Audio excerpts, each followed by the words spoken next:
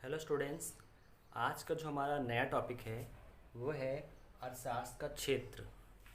इससे पहले कि हम जो डिफरेंट इकोनॉमिक्स थे उनकी अलग अलग परिभाषाएं हम देख चुके हैं। अब उन परिभाषाओं के आधार पर ही हम आगे ये देखेंगे कि अर्थशास्त्र का क्षेत्र क्या होता है। अर्थशास्त्र के क्षेत्र का ये मतलब है कि हम अर्थशास्त्र का जो विस्तार है, अर्थशास्त्र का जो प्रयोग है वो कहाँ कहाँ किस किस फील्ड में हम करते हैं, और हमें ये कैसे हम अनुभव करते हैं कि हम अर्थशास्त्र का जो प्रयोग कर रहे हैं वो हम सही रूप में कर रहे हैं या नहीं कर रहे हैं। तो हम देखेंगे अर्थशास्त्र का क्षेत्र, जिसमें कि हम ये जानेंगे कि जो प्रमुख अर्थशास्त्री थे प्रोफेसर कीन्स, उन्होंने जो उनके अनुसार उन्होंने जो अर्थशास्त्र के कुछ क्षेत्र को बताया था कि हम कैसे अर्थशास्त्र के क्षेत्र को अध्ययन करेंगे। तो प्रोफेसर कीन्स के अनुसार जो अर्थशास्त्र के क्षेत्र को बांटा गया है वो 3 भागों में बांटा गया है, जैसा कि आप देख रहे हैं। पहला है अर्थशास्त्र की विषय सामग्री क्या है। दूसरा है अर्थशास्त्र की प्रकृति या स्वभाव, जिसमें हम देखेंगे कला व विज्ञान। अर्थशास्त्र की सीमाएं क्या है। तो ये 3 जो अर्थशास्त्र के क्षेत्र बताए गए हैं, इसको हम समझेंगे कि अर्थशास्त्र की विषय सामग्री क्या है। फिर हम समझेंगे कि अर्थशास्त्र की प्रकृति क्या है, प्रकृति या स्वभाव। अर्थशास्त्र की प्रकृति या स्वभाव में हम ये देखेंगे कि अर्थशास्त्र साइंस है या आर्ट है। इसको हम आगे, ये तीनों ही जो क्षेत्र हैं, इन तीनों ही क्षेत्र को हम आगे विस्तार रूप में पढ़ेंगे। चलिए हम सबसे पहले देखते हैं कि अर्थशास्त्र की विषय सामग्री। अर्थशास्त्र की विषय सामग्री क्या है। अर्थशास्त्र की विषय सामग्री के अंतर्गत हम ये देखेंगे कि जो भी आर्थिक क्रियाएं हैं, जो किसी न किसी रूप में आर्थिक क्रियाओं का काम करती हैं, जिसमें कि कुछ ऐसी क्रियाएं हैं जो कहीं ना कहीं अर्थ जगत से जुड़ी हैं, अर्थशास्त्र से जुड़ी हुई हैं, जो धन से जुड़ी हुई हैं, उन आर्थिक क्रियाओं के अध्ययन को ही हम यहाँ विषय सामग्री के अंतर्गत पढ़ेंगे। तो वो आर्थिक क्रियाएं कौन कौन सी हैं ये हम देखते हैं। जैसे कि हमने फर्स्ट है हमारा उपभोग। उपभोग क्या है। उपभोग का मतलब है जब कोई व्यक्ति किसी वस्तु को प्रयोग करके उस वस्तु से अपनी संतुष्टि प्राप्त करता है, अपनी आवश्यकताओं की संतुष्टि को प्राप्त करता है, उसे उपभोग कहते हैं। क्योंकि हम जानते हैं कि हर व्यक्ति जो भी यहाँ है वो किसी न किसी वस्तु का उपभोग कर रहा है, क्योंकि हमारी जो आवश्यकताएं हैं वो असीमित हैं और जो हमारी जो साधन है वो सीमित हैं। तो हम अपनी आवश्यकताओं को, जो असीमित आवश्यकताओं को हम सीमित साधनों के अंतर्गत किस तरह से उसका प्रयोग करें, जिससे कि हम अपनी जो आवश्यकताएं हैं उनकी उससे संतुष्टि प्राप्त कर सकें। क्योंकि हर व्यक्ति अपनी आवश्यकताओं, अपनी इच्छाओं को संतुष्ट करना चाहता है। तो उन आवश्यकताओं को संतुष्ट करने के लिए जो भी उसके पास साधन उपलब्ध हैं, उन साधनों के अनुसार ही वो उपभोग करता है। तो उपभोग का मतलब क्या हुआ कि जो भी हमारी आवश्यकताएं हैं, जो भी हमारी इच्छाएं हैं, उनको हम किसी न किसी वस्तु का उपभोग करके उसको हम संतुष्ट करते हैं। फिर उसके बाद है उत्पादन। उत्पादन से मतलब ये हुआ कि जो भी वस्तुएं, जो भी हम उपभोग करते हैं, या हमारी जो भी उपभोग की वस्तुएं हैं या सेवाएं हैं, वो कहीं ना कहीं बनती हैं। तो जो वस्तुएं, क्योंकि हम कोई वस्तु अगर उसका प्रयोग करते हैं तो वो हमको, ऐसा तो है नहीं कहीं पे अपने आप ही मिल जाती हैं, तो उसका कहीं ना कहीं एक प्रक्रिया के रूप में उसका कहीं ना कहीं निर्माण हो रहा है, कहीं ना कहीं उसका उत्पादन हो रहा है। जो भी कच्चा माल है उसको प्रयोग करके जो भी हमारी उपयोग की वस्तुएं बनाई जा रही हैं, जिस प्रक्रिया के अंतर्गत, उसी प्रक्रिया को हम उत्पादन कहते हैं। फिर उसके बाद है हमारा जो तीसरी जो हमारी आर्थिक क्रिया है वो है विनिमय। विनिमय से मतलब है एक्सचेंज।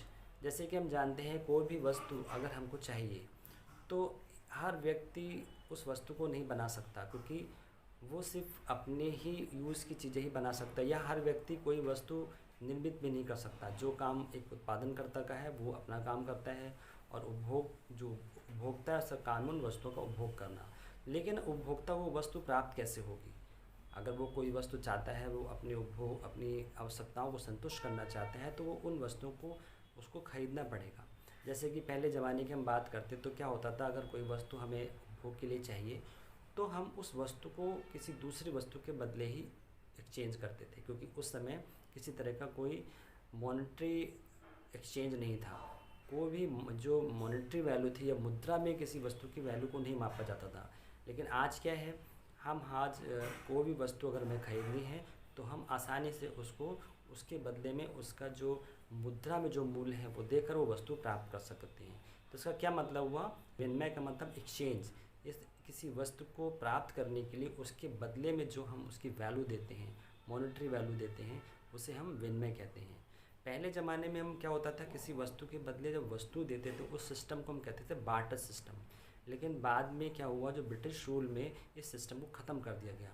फिर हर वस्तु को उसका एक मॉनेटरी वैल्यू उसकी निश्चित कर दी गई कि अगर ये वस्तु इतने में निर्मित हुई है, इस पे ये कॉस्ट आई है, तो उसका एक प्राइस निश्चित करके हम उस वस्तु को उसकी मनी वैल्यू के द्वारा उसको एक्सचेंज कर सकते थे और उस वस्तु को खरीद सकते थे।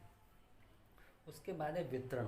वितरण से मतलब हुआ कि जो वस्तुएं कहीं ना कहीं बनती हैं तो वो उपभोक्ता तक कैसे पहुंचती हैं, तो उसका भी एक पूरा एक प्रक्रिया होती है। अगर कोई वस्तु कहीं भी निर्मित हो रही है तो वो हम देखते हैं कि वस्तु हमारे पास, हमारे घर के आसपास आसानी से हमें उपलब्ध हो जाती है।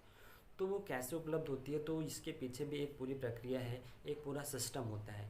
ये भी कहीं ना कहीं एक आर्थिक क्रिया है, क्योंकि इसमें सभी लोग जुड़े हुए हैं, वो कहीं ना कहीं अपनी मेहनत से वो वस्तु हमारे तक पहुंचाते हैं। तो वितरण, एक समान रूप से वस्तुओं का वितरण होना जनसंख्या में, उसी को हम एक वितरण बोलते हैं। फिर राजस्व। राजस्व की बात आती है तो राजस्व का मतलब है जो सरकार के द्वारा जो आय प्राप्त की जाती है वो राजस्व के अंतर्गत आती है। राजस्व में बहुत से कार्य ऐसे होते हैं जो सरकार करती है, जैसे कि लोगों को पर जो ऋण देना, जो भी व्यय करना, या जो भी सरकार को जिस भी तरह का जो भी एक आय प्राप्त होती है जनता की तरफ से, वो सब राजस्व के अंतर्गत आती है। अभी हम देखते हैं जो भी टैक्सेस हैं, चाहे वो इनकम टैक्स हो या और भी जो टैक्सेस हैं, आप जीएसटी की जो बात करते हैं, ये सारी चीज़ें कहीं ना कहीं देखेंगे तो सरकार की राजस्व नीति के अंतर्गत ही आती है। तो ये भी एक तरह से हम कह सकते हैं ये क्या है, एक आर्थिक क्रिया है। तो हमने देखा कि अर्थशास्त्र की विषय सामग्री में हम क्या क्या पढ़ते हैं, उपभोग, उत्पादन, विनिमय, वितरण, राजस्व। ये सारी क्रियाएं क्या है, एक आर्थिक क्रिया हैं, क्योंकि ये कहीं ना कहीं देश की अर्थव्यवस्था को कहीं ना कहीं इसका प्रभाव पड़ता है। चाहे अगर किसी भी देश का उपभोग का स्तर कैसा है हम ये देखते हैं तो उससे ये पता चलता है लोगों की आय कितनी है। उपभोग बढ़ रहा है तो उसका मतलब लोगों की आय भी बढ़ रही है। उत्पादन की बात करते हैं तो उत्पादन से क्या पता चलता है कि अगर उत्पादन अच्छा है, उत्पादन बढ़ा है, तो मतलब हमारे देश की भी राष्ट्रीय आय बढ़ रही है, उत्पादन बढ़ रहा है, उससे लोगों को रोज़गार भी मिलेगा।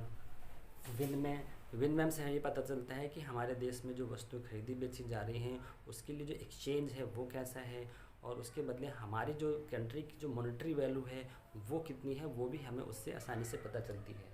वितरण, हमारे देश का जो वितरण जो प्रक्रिया है, डिस्ट्रीब्यूशन सिस्टम, वो कैसा है कि कोई वस्तु निर्मित होती है और उपभोक्ता तक वो कैसे कितने समय में पहुँचती है, ये भी एक आर्थिक क्रिया के रूप में हम देखते हैं। राजस्व मतलब हमने जैसे बताया कि सरकार को किस तरह से आय होती है, किस तरह से वो व्यय करते हैं, किस तरह से वो ऋण उन्हें उपलब्ध होता है। तो ये सारी चीज़ें हम देखते हैं अर्थशास्त्र की विषय सामग्री के अंतर्गत।